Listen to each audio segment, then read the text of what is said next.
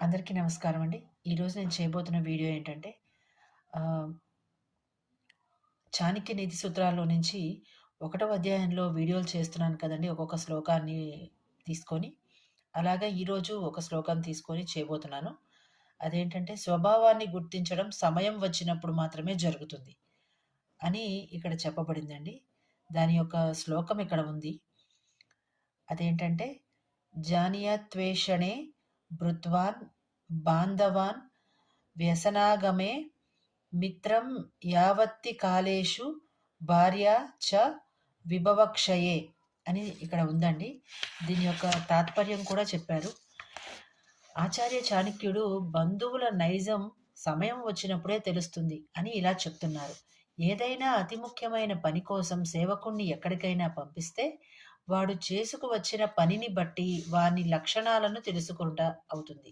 అలాగే కష్టకాలంలో చుట్టాలను, ఆపద సమయంలో స్నేహితులను, ధన నష్టం వాటిల్లినప్పుడు భార్యను తెలుసుకోవడం జరుగుతుంది.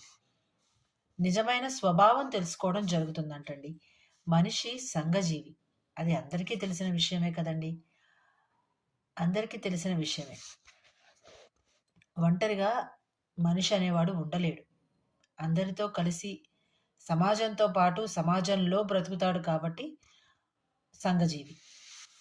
అయితే తన పనులను ఒంటరిగా నెరవేర్చుకోలేకపోతాడు కదండీ! అందుకని బంధువులో, చెలికాళ్ళో, సేవకులో, స్నేహితులో ఎవరో ఒకళ్ళ అవసరం అనేది మనిషికి ఖచ్చితంగా ఉంది.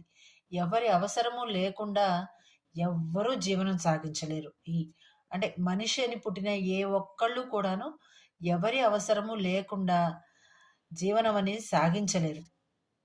అయితే ఆ జీవనాన్ని సాగించే క్రమంలో ఒక్కొక్క దశలో ఒక్కొక్కళ్ళ నిజమైన స్వరూపాలు, నిజమైన బుద్ధులు తెలుస్తాయంటండి.